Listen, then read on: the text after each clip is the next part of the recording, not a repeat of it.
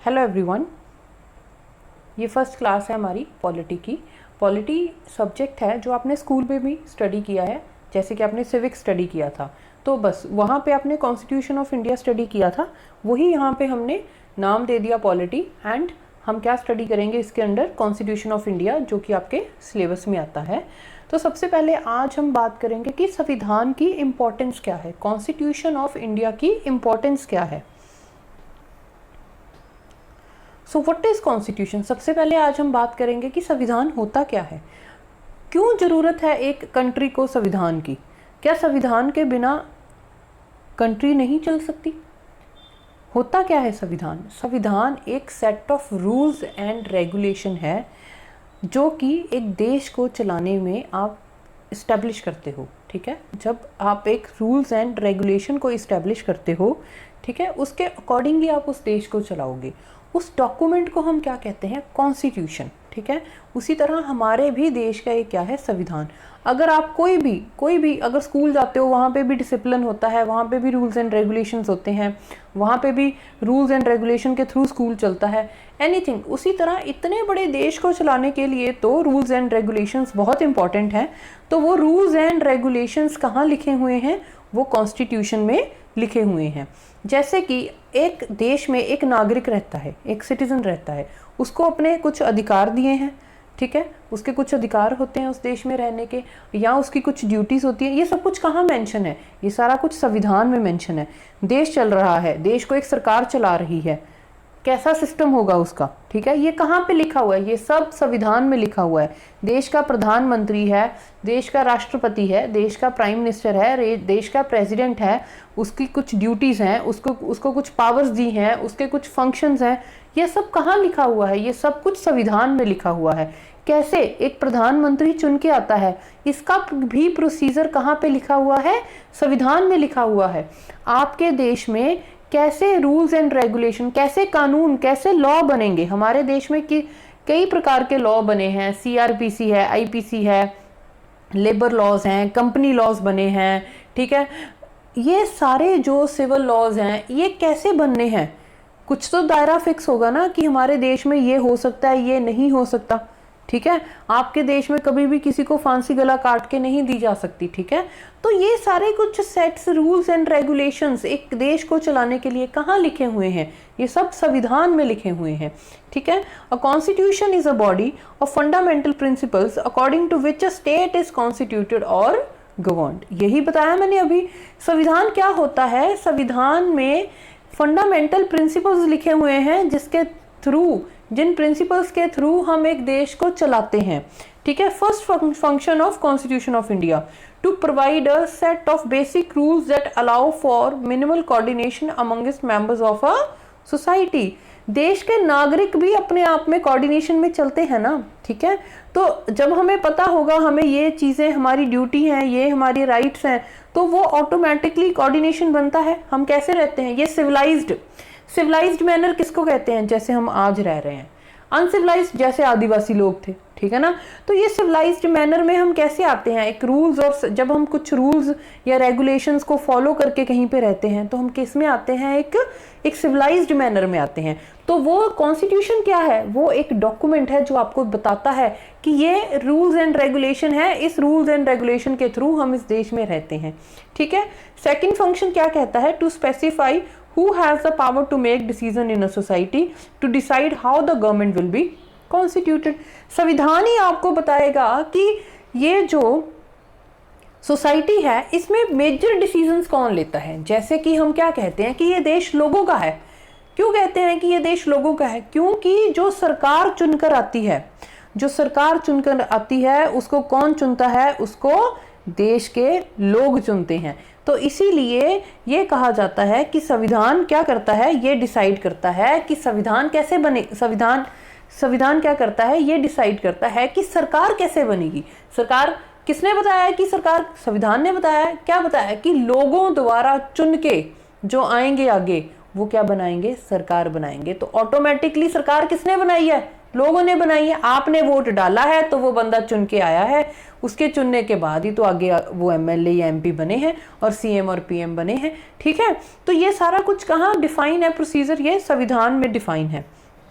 Next अभी हम पढ़ेंगे, a constitution is a document of people's faith and aspiration possessing a special legal sanctity. ठीक है, तो ये जो कॉन्स्टिट्यूशन है ये क्या है, ये एक स्पेशल डॉक्यूमेंट है जिसपे आप फेथ करते हो। अगर आपको कुछ, फॉर एग्जांपल, अगर आपका कोई फंडामेंटल राइट है, आपको कोई बोलता है कि फ्रीडम टू स्पीच, आप बोल ही नहीं सकते इस टॉपिक पे, तो आप क्या बोलते हो, ये मेरा संविधानिक राइट है, ये मेरा कॉन्स्टिट्यूशनल राइट है, राइट टू स्पीच। आप मुझे अपने व्यू या अपने थॉट देने से पीछे नहीं कर सकते, आप मुझे बोलने से नहीं रोक सकते। ठीक है जी, अगर किसी कोई चीज मुझे नहीं पसंद आ रही तो हम खुल के बोल सकते हैं कि मुझे ये नहीं पसंद आई, तो वो आपका क्या है, राइट टू स्पीच है। ठीक है जी, सो आगे पढ़ते हैं। Constitution is called as the law of the land. संविधान को क्या कहते हैं, लॉ ऑफ द लैंड कहते हैं। इस धरती का कानून क्या है, लॉ, कॉन्स्टिट्यूशन ऑफ इंडिया। क्यों, सारे कानून जितने भी बनेंगे, ये जितने भी कानून बनेंगे, इनका दायरा कौन फिक्स करेगा कि क्या हो सकता है और क्या नहीं हो सकता, इस लाइन को कौन फिक्स करेगा, इस लाइन को कॉन्स्टिट्यूशन ऑफ इंडिया फिक्स करेगा। इसीलिए इसे क्या कहते हैं, fundamental law of the country. अगर आपको क्वेश्चन आता है कि लॉ ऑफ द लैंड क्या है, constitution of India, and fundamental law of the land of the country क्या है, कॉन्स्टिट्यूशन ऑफ इंडिया। ठीक है, अब देखो और इसमें हमने क्या पढ़ना है, कहता है सीआरपीसी, जैसे कि कोई भी लॉ बनता है उसका दायरा किसने फिक्स कर दिया, ये चीजें हो सकती हैं, ये नहीं हो सकती। तो जो भी प्रोविजंस इन लॉज में लिखी गई हैं, चाहे किसी भी तरह की पनिशमेंट भी है, जो भी प्रोविजंस इन लॉज में लिखी गई हैं, उन प्रोविजंस को कौन देखता है, कौन, सीआरपीसी है, आईपीसी है, कौन दायरा फिक्स करता है, कॉन्स्टिट्यूशन ऑफ इंडिया दायरा फिक्स करता है। ठीक है जी, जैसे कि दिल्ली निर्भया रेप केस हुआ था, वो हुआ था दिसंबर 16 को। अब इसमें सबने मांगा कि रेप केस में आप इनको क्या दो, फांसी दो, डेथ सेंटेंस दो। अब देखो क्या कहते, जुडिशरी कहती कि नहीं दे सकती, कहते क्यों नहीं दे सकती, कोर्ट कहती हम नहीं दे सकते, कहते क्यों, कहते लॉ ही नहीं है, कहते क्या लॉ नहीं है, कहते रेप केस में डेथ नहीं दे सकते, डेथ पेनल्टी नहीं दे सकते, फांसी नहीं दे सकते। कहते ठीक है फिर न्यू लॉ बना दो, न्यू लॉ बना दो। कहते नहीं, हमारा संविधान क्या कहता है, हमारा संविधान कहता है कि क्रिमिनल केसेस में आप न्यू डेट में जाके न्यू लॉ बना के पिछली डेट वाले को पनिशमेंट नहीं दे सकती है।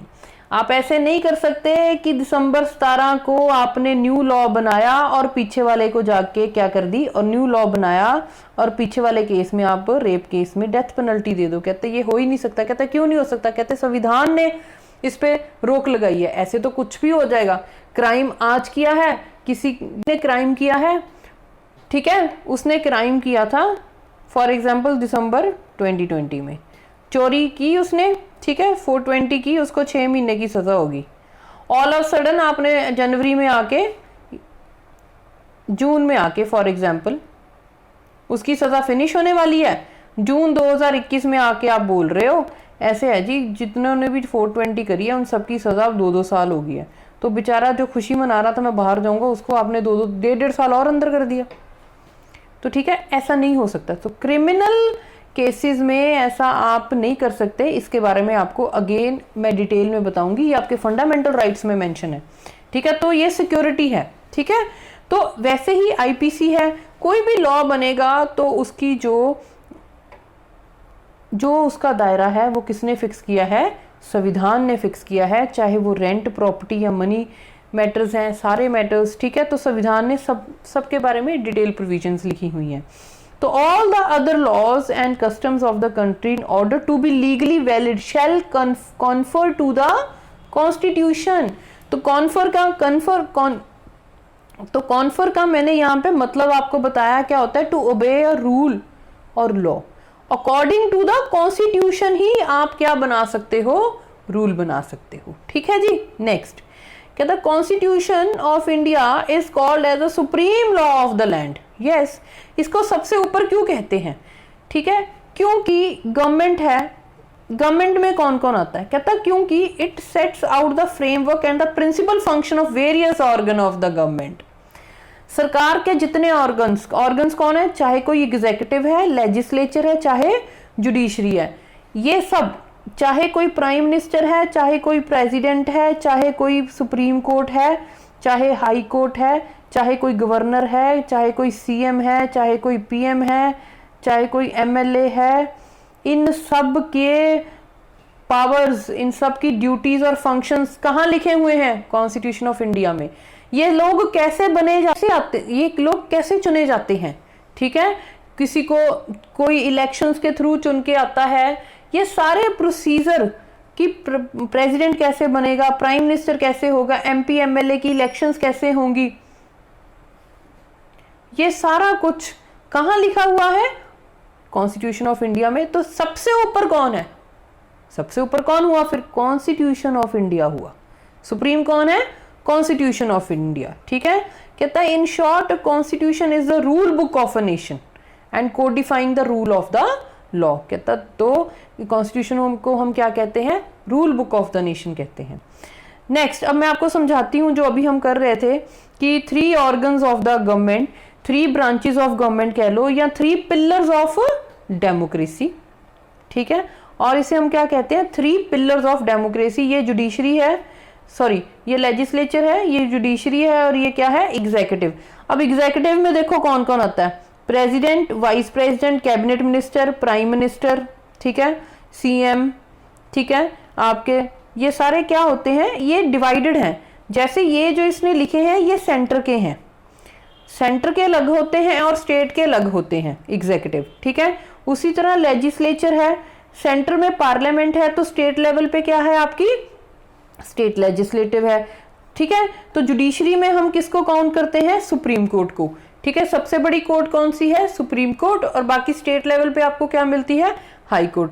तो ये जो ऑर्गन जैसे ये सेंटर में बनाए हुए हैं कि यहाँ पे 3, जैसे ये लिखा है उसने गवर्नमेंट ऑफ इंडिया, या कह लो कि organ of government of centre level, उसी तरह स्टेट के अलग हैं। ठीक है, जैसे सेंटर में आपको दिखेगा प्रेसिडेंट, तो स्टेट में आपको क्या दिखेगा? गवर्नर। वाइस प्रेसिडेंट यहाँ पे है तो स्टेट में तो है नहीं। यहाँ पे आपके पास पीएम होता है, वहां पे आपके पास क्या होता है? सीएम होता है। यहाँ कैबिनेट मिनिस्टर्स हैं, वहां पर भी कैबिनेट मिनिस्टर्स हैं। ठीक है, उसी तरह यहाँ पे लेजिस्लेचर है, लेजिस्लेचर में सेंट्रल लेवल पे पार्लियामेंट आ जाती है, स्टेट लेवल पे क्या होती है आपकी? विधानसभा या स्टेट लेजिस्लेचर। ठीक है, पार्लियामेंट में 2 हाउस होते हैं, लोकसभा एंड राज्यसभा, जहां से आप क्या चुन के लेके आते हो? एमपी चुन के लेके आते हो। ठीक है, उसी तरह स्टेट में भी आपका क्या होता है? विधानसभा होती है, वहां आप क्या चुनते हो? एमएलए। तो ये इन सबको हम सरकार कहते हैं। ठीक है, तो ये सबको सरकार का मतलब सिर्फ ये प्राइम मिनिस्टर नहीं है, ये एग्जीक्यूटिव, लेजिस्लेचर, जुडिशरी, ये तीनों को हम क्या कहते हैं? 3 ऑर्गन्स ऑफ द गवर्नमेंट। ठीक है, नेक्स्ट है, देखो अब इनके काम क्या होते हैं? लेजिस्लेचर मतलब पार्लियामेंट या विधानसभा का काम क्या है? लॉ बनाना। एग्जीक्यूटिव्स का काम क्या है? जो लॉ इसने बनाया है उसको इंप्लीमेंट करना। जुडिशरी का काम क्या होता है? इंटरप्रेट द लॉ, उस लॉ को इंटरप्रेट करना। ठीक है, इसके सही मायने क्या है? ठीक है, जैसे ये ग्राफ है दिया हुआ, judiciary power to make judgement on law, यही करते हैं ना, सही किया या गलत किया। ठीक है, executive power to put law into action. ठीक है, एग्जीक्यूटिव क्या करता है?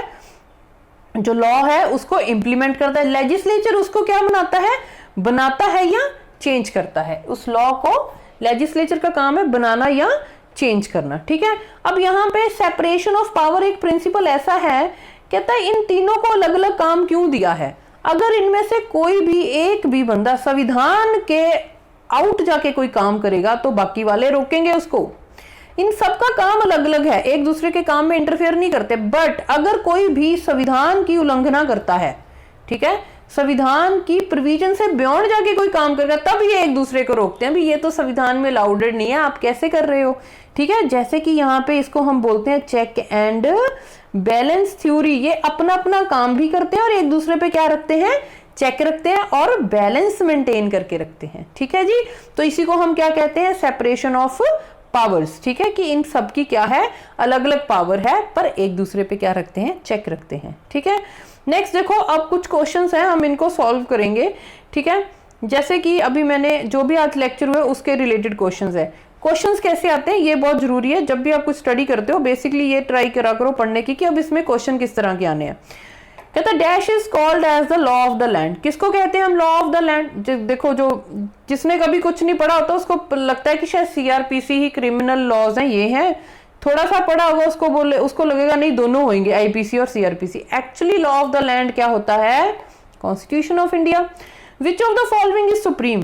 अगर देखो ये 4 ऑप्शंस है, कहता president, prime minister, governor and constitution of India. Mainly आप कंफ्यूज हो जाते हो प्रेसिडेंट और कॉन्स्टिट्यूशन ऑफ इंडिया में, क्योंकि प्रेसिडेंट को हम फर्स्ट सिटीजन कहते हैं, सबसे ऊपर जो लिविंग बीइंग है वो क्या है? प्रेसिडेंट है, जो सबसे ऊपर है। उसी तरह कॉन्स्टिट्यूशन को तो थोड़ा सा बच्चा कंफ्यूज हो जाता है, पर आपने सुप्रीम क्या है? सबसे ऊपर क्या है?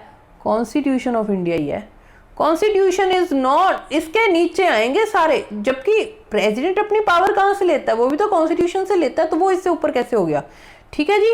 उसी तरह अगर कॉन्स्टिट्यूशन ऑफ इंडिया ऑप्शन में ही नहीं है फिर आपका आंसर प्रेसिडेंट आता है। ठीक है, अगर वो ऑप्शन में है तो answer is constitution of India, अगर ये ऑप्शन में ही नहीं है तो प्रेसिडेंट इज द आंसर। ठीक है, नेक्स्ट क्या है? कहता what is the full form of CrPC. अब देखो मैंने सीआरपीसी पढ़ाया आपको पीछे, ये ध्यान रखना, सी बड़ी capital, R small, then PC क्या है? कैपिटल है। इसकी फुल फॉर्म क्या है? देखो ये 4 की 4 ऑप्शंस एक जैसी हैं। Answer is criminal procedure code. ध्यान रखना है ये एस लगा के थोड़ा सा डिफरेंस डालने की कोशिश करी है उसने। ठीक है, तो ऐसे आपको वो कंफ्यूज करते हैं पेपर में। नेक्स्ट है what is the full form of IPC. तो क्या है? Indian penal code. ठीक है, which of the following consist of 3 organs of government. 3 organs of government या 3 पिलर ऑफ डेमोक्रेसी या ऑर्गन ऑफ डेमोक्रेसी कह सकते। कौन है इसमें? देखो जो जर्नल फर्स्ट ऑप्शन है आपकी एग्जीक्यूटिव, जुडिशरी एंड जर्नलिज्म। ये जो जर्नलिज्म है ना, इसको हम 4th पिलर कहते हैं, पर संविधान में नहीं लिखा 4th पिलर। क्यों कहते हैं? मीडिया, जहां कोई नहीं पहुंचेगा वहां मीडिया जाएगा, रिकॉर्ड करेगा, सारी दुनिया को बता देगा, तो गवर्नमेंट को एक्शन लेना पड़ जाता है। ठीक है, ठीक है जी। तो रिटन में नहीं है, 3 ऑर्गन्स में यही आएंगे। अब नेक्स्ट उसने बोला देखो, तो ये ऑप्शन है आपकी wrong. Executive, judiciary, legislature and journalism being a part of executive. Sorry, मैंने अभी आपको बताया आएगा ही नहीं जर्नलिज्म इसमें। Then answer is executive, judiciary and legislature is the answer. 3 organ यही होते हैं और इनमें से कोई नहीं। ठीक है, नन ऑफ दिस, ये भी रॉन्ग ऑप्शन है, तो आंसर इज ऑप्शन सी। ठीक है, तो जब भी आप तैयारी करते हो तो जो भी चीज़ आप पढ़ते हो उसके क्वेश्चंस को साथ में ट्राई किया करो। थैंक्स, ये इंट्रोडक्शन थी। नेक्स्ट लेक्चर में हम पढ़ेंगे मेकिंग ऑफ द कॉन्स्टिट्यूशन, संविधान बनाने की बातें कैसे स्टार्ट हुई हैं, कैसे बनाया गया है आपका संविधान, हम उसमें तैयार करेंगे। थैंक्स।